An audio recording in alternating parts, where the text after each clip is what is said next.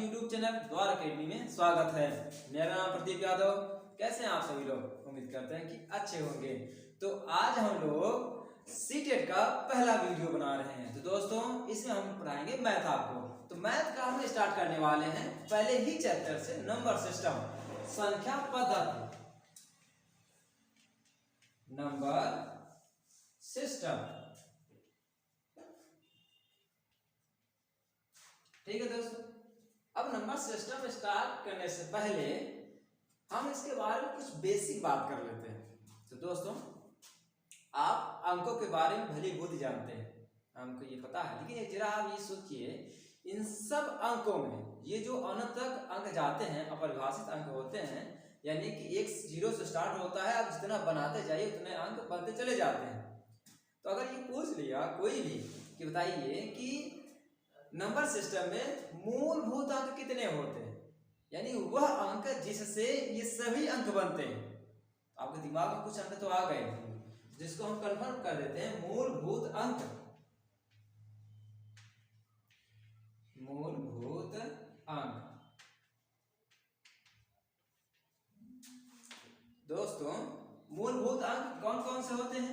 Zero से start करेंगे, 1 2 3 4 5 6 7 8 9, यानी कुल टोटल 10 अंक, 0 से लेकर 9 तक। इन्हीं अंकों को हम मूलभूत अंक कहते हैं।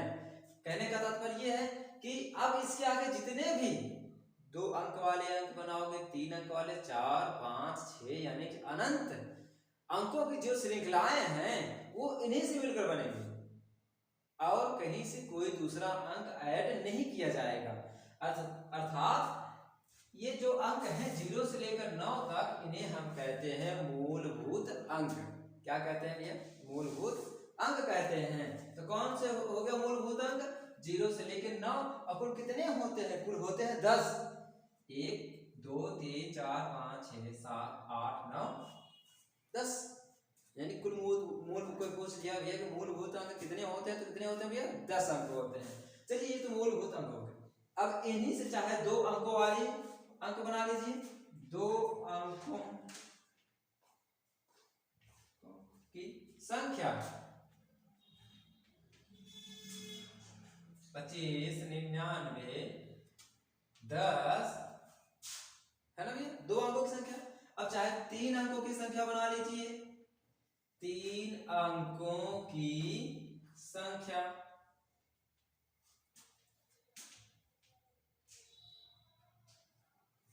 एक 101 से स्टार्ट हो जाए या 100 से स्टार्ट हो जाए, कहां तक? 999 तक, है ना भैया? कितना? 999। 3 अंक, ऐसे ही 4 अंक, 5 अंक, 6 अंक। तो कहने का तात्पर्य यह है कि मूलभूत अंक हो गया और इन अंकों से बनने वाली संख्याएं हो गई। ठीक है, अब इन संख्याओं से रिलेटेड क्वेश्चन पूछता है, इन्हीं संख्याओं से स्टार्ट हो जाता है, यहीं से। क्या होता है, इसे तेज कर देते हैं।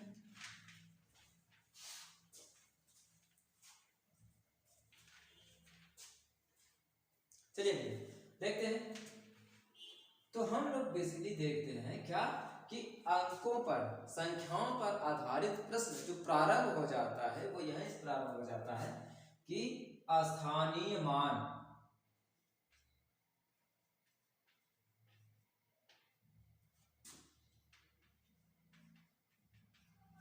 क्या भैया? स्थानीय मान।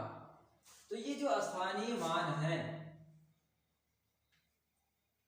ये इतनी छोटी छोटी बात है, हम लोग देख लेते हैं।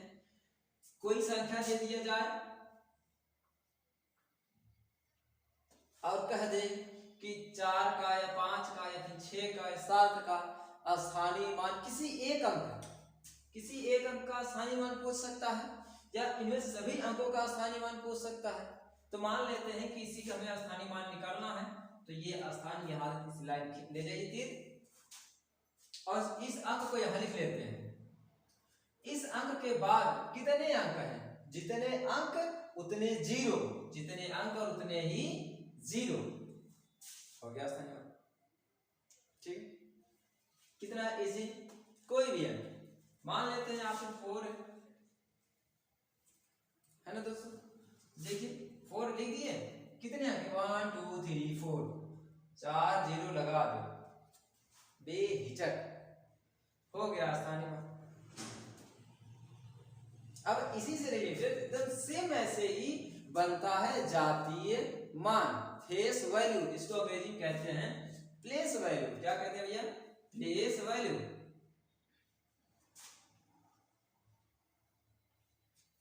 अब हम लोग पढ़ेंगे फेस वैल्यू, जातीय मान। जातीय मान यानी कि अगर इंग्लिश में देखें फेस वैल्यू,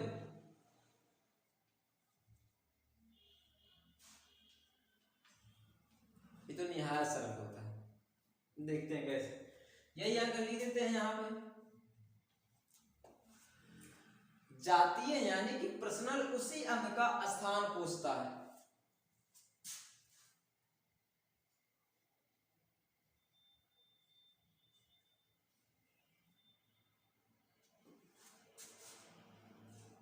बस 6 का पूछे तो 6 लिख दीजिए आप, यहाँ 5 हो गया है। 5 का पूछे 5 का लिख दीजिए, 4 का पूछे 7। जाति यानी पर्सनल उसी की बात कर रहा है, वो कौन सा जात है? 4 की है जात। ठीक है भैया, ये तो हो गया फेस वैल्यू, जातीय अंक। स्थानीय मान, यही के जातीय मान, स्थानीय मान, प्लेस वैल्यू। अंक को लिखिए और उसके पीछे जितनी भी संख्या है, जैसे ये वाला है 5 है यहाँ पे, इसका निकालेंगे तो केवल 5 ही होगा, कोई वैल्यू नहीं, कोई अंक नहीं है ना पीछे। जब कोई अंक नहीं है तो कुछ ना लगाना, बस वही से रख दीजिए। ठीक है भैया, ये तो बहुत इजी है, आप पीछे पढ़ चुके हो, नहीं पढ़े तो कोई बात नहीं, आराम देख लीजिए। इस ये जो स्थानीय और जातीय मान एक बहुत ही सरल, आराम से देख लीजिए। ठीक है भैया, अब चलते हैं इसके आगे। अब इसमें आगे कुछ पढ़ाने से पहले हम सोच रहे हैं आपके अंकों के बारे में कुछ जानकारी दे देते हैं।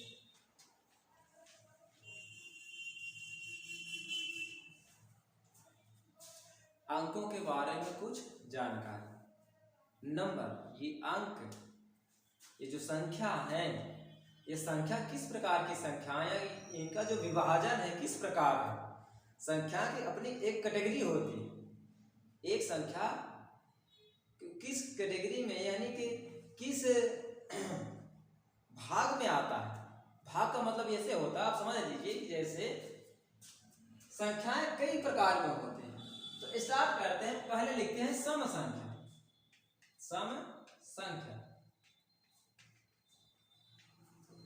ऐसी संख्या जो 2 से पूर्णतः विभाजित हो जाए, यानी कि 2 से भाग देने पर कट जाए, शेषफल ना बचे।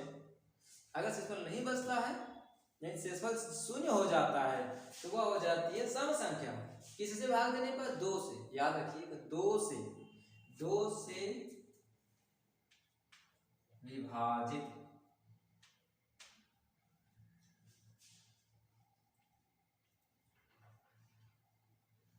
संख्या, 2 से विभाजित संख्या को हम कहते हैं सम संख्या। अगर आपको भाग नहीं देना है, बिना भाग करे अगर पहचानना है कि भैया सम संख्या है कि नहीं, या कोई विषम संख्या है या कोई और अदर संख्या है, तो अगर सम संख्या पहचानना हो तो याद रखिए, बात को गौर ध्यान सुनिएगा। यदि आपको पहचानना है कि कौन सी संख्या सम है, कौन सी विषम, या सम है कि नहीं, तो इकाई का अंक यानी कि लास्ट में कोई भी अंक लिख दें, उसका लास्ट यानी इकाई का अंक यदि 0 2 4 6 8,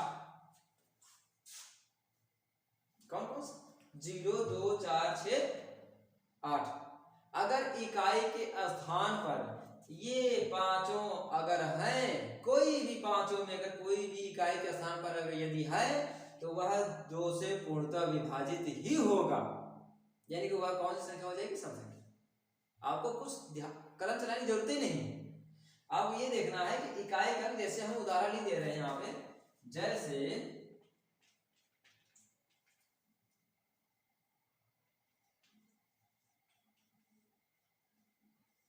लगा दिए 0। अब अगर ये 0 है तो ये कट ही जाएगा,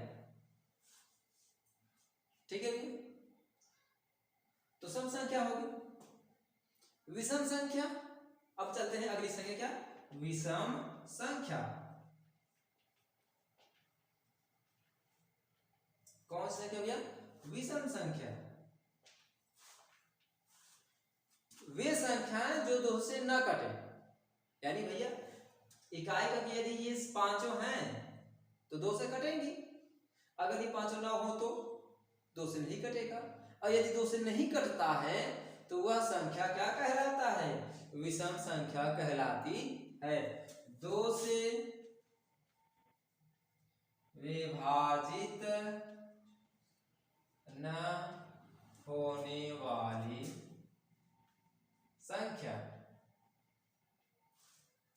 कितना ऐसे ही, यानी 2 से कट रहा है तो सम संख्या, नहीं कट रहा है तो विषम संख्या, यानी वो संख्या जो 2 से ना कटे, यानी कि इकाई का इनको छोड़कर कुछ भी हो जाए, इन पांचों को छोड़कर इकाई के अंक में कुछ भी हो जाए, वह 2 से नहीं कटेगा। अब 2 से नहीं कटेगा, अरे लाइट ऑफ हो गई भाई,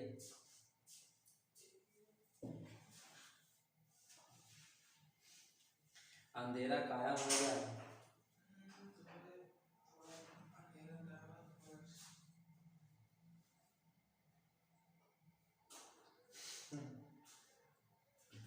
उम्मीद की रोशनी लौट आई है। चलिए भाई दोस्तों चलते हैं। तो विषम संख्या आपको समझ में आ गया होगा, उम्मीद करते हैं कि 2 से ना कटे। जैसे मान लेते हैं, खुद भी लिख दिए, 4 5 1 3 2 7। अब ये लास्ट में 7 नंबर लिखा हुआ है, कितना लिखा हुआ है, 7 नंबर। तो आप एक बात समझ लीजिए कि 7 यदि इकाई का 7 है तो यह पूरी संख्या 2 से नहीं कटेगी। अब यदि 2 से नहीं कट रहा है, किसी और से कटे ना कटे, कोनो दिक्कत नहीं, ये संख्या 3 से न कटे, 4 से न कटे, 5 से न कटे, 6 से न कटे, उससे हमसे कोनो लेना देना नहीं, 2 से नहीं कटना चाहिए। यदि ये 2 से नहीं कटा तो विषम ही होगा, चाहे जिससे कटे या ना कटे। हाँ याद रखिएगा, 4 से ही ना कटे, और जो 4 से कट गया वो 2 से पक्का कट जाएगा, ये बात बना के रखिएगा। अगर 4 से कट रहा है तो 2 से जरूर कटेगा, 6 से कट रहा है तो भी 2 से कटेगा, क्योंकि 4 6 8 ये 2 से कटने वाले शब्द है या अंक है, ठीक है भैया। तो यानी कि वे संख्या जो 2 से ना कटे, सिंपल से कोई पूछ लिया भैया विषम संख्या किसे कहते हैं, तो वे संख्या जो 2 से ना कटे उसे हम क्या कहते हैं, विषम संख्या कहते हैं। तो सब विषम हो गया भैया। आगे चलते हैं।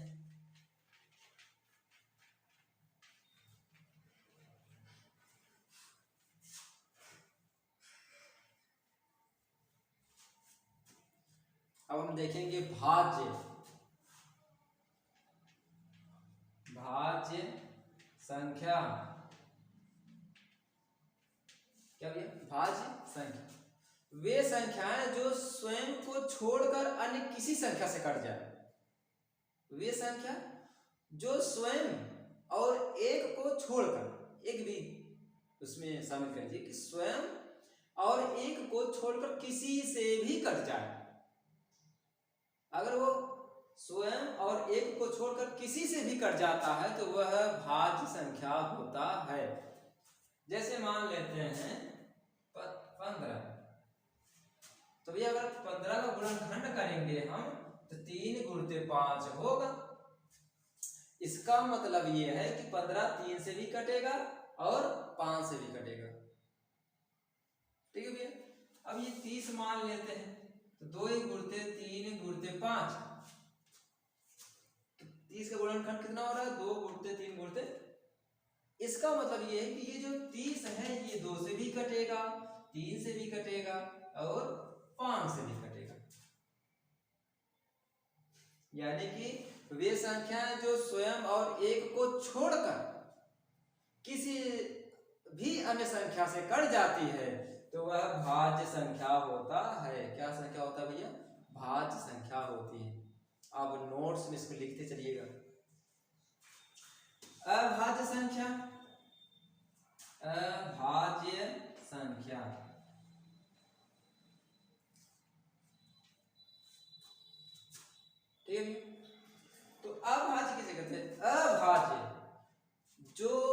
स्वयं और एक के अलावा किसी से ना कटे, किसी से कटबे ही ना कटे, यानी स्वयं जो खुद से कटे या फिर एक से कटे और किसी से ना कटे। तो वह संख्या जो किसी से ना कटता है उसे हम क्या कहते हैं? अभाज्य संख्या कहते हैं। जैसे 2, 3, 5, 7, 11, 13, 17, 19, 23। भाज्य में अगर आप लिखना चाहो तो 4, 6, 8, 9, 10, 12 ऐसे। तो भैया दो सम संख्या है वो हम जानते हैं, लेकिन यहाँ सम और विषम की बात नहीं हो रही, यहाँ भाज्य और अभाज्य की बात हो रही है। तो भाज्य में सम भी शामिल होगा, विषम भी शामिल होगा, अभाज्य में सम भी शामिल है, विषम भी शामिल है। इससे कोई फर्क नहीं पड़ता कि कौन सम है कौन विषम है, लेकिन देखना यह है कि दो केवल दो से ही कटता है और एक से कटेगा। इसका कहने का मतलब यह हुआ ये जो दो है ये भी क्या होगा? अभाज्य संख्या होगी। 3 भी अभाज्य संख्या होगी, 5 भी अभाज्य संख्या, 7 के अलावा किसी से नहीं कटता तो अभाज्य संख्या। 11 भी, 13 भी, ठीक है।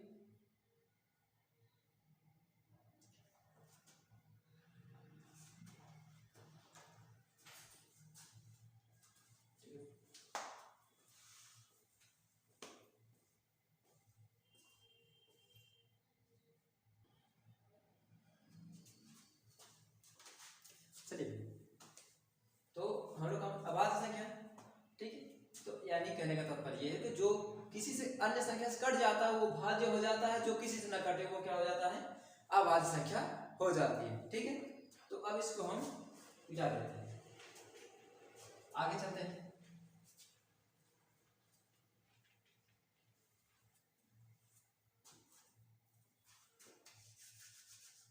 तो एक चीज जो हमें पहले बताना चाहिए, शुरू करते हैं। पूर्ण संख्या या यूं कहें कि प्राकृतिक संख्या,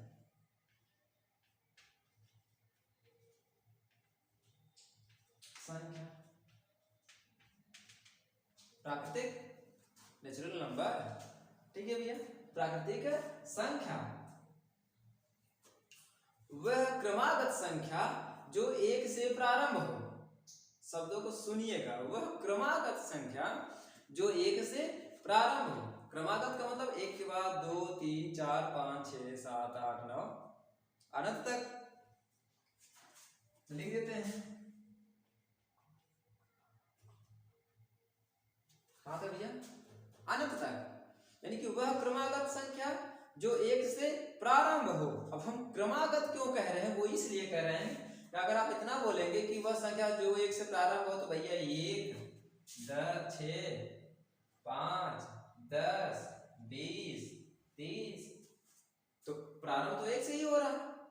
पर इसको हम प्राकृतिक संख्या नहीं कहेंगे। प्राकृतिक संख्या कहना हो आपको तो याद रखिएगा कि एक क्रमागत ही होना चाहिए। कैसा होना चाहिए भैया? क्रमागत। क्रमागत का मतलब ये होता है कि 1, 2, 3, 4 इनका सार्वंतर समान है, एक एक है ना। अब सार्वंतर ज्यादा डीपली चीजें हो जाएगी, अब इतना समझिए कि वह संख्या जो वह क्रमागत संख्या जो एक से प्रारंभ हो और अनंत तक जाता हो उसे हम प्राकृतिक संख्या कहते हैं, ठीक है भैया। अब दूसरा हम लिखेंगे इसमें पूर्ण संख्या। पूर्ण संख्या, ठीक है। अब पूर्ण संख्या क्या होता है? तो पूर्ण संख्या अगर हम देखें कि वह क्रमागत संख्या, या यूं कहें कि वह प्राकृतिक संख्या जो 0 से प्रारंभ हो। प्राकृतिक ना ही लगा तो ज्यादा बेहतर है कि वह क्रमागत संख्या जो 0 से प्रारंभ होता है। 0 से प्रारंभ होता है तो भैया 0, 1, 2, 3, 4, 5, 6, 7, 8, 9 ऐसे अनंत तक। कहां तक जाएगा भैया अनंत तक जाएगा, वह क्रमागत संख्या जो 0 से प्रारंभ हो उसे हम पूर्ण संख्या कहते हैं। क्या कहते हैं भैया? पूर्ण संख्या कहते हैं। क्या कहते हैं? पूर्ण संख्या। तो आज हम लोगों ने पढ़ा प्राकृतिक संख्या, पूर्ण संख्या, सम, विषम, भाज्य, अभाज्य। ठीक है भैया? तो इन सब बेसिक चीजों का आज हम लोगों ने देखा कि क्या होते हैं, कैसे होते हैं। अब नेक्स्ट वीडियो में हम इनसे रिलेटेड कुछ क्वेश्चन को भी लाएंगे जो आपके कॉम्पिटिटिव एग्जाम में किस प्रकार पूछे जाते हैं। उन क्वेश्चनों को हम लोग देखेंगे किस प्रकार सॉल्व करना है, बहुत ही इत्मीनान से पढ़ेंगे और सभी क्वेश्चनों को लेते हुए चलेंगे। तो आप रेगुलर क्लास को करिए और ज़्यादा से ज़्यादा शेयर करिए अपने सहपाठियों से, अपने दोस्तों, यार, परिवार में जो भी सीटेट की एग्जाम तैयारी करा, सीटेट का भी और टेट का भी।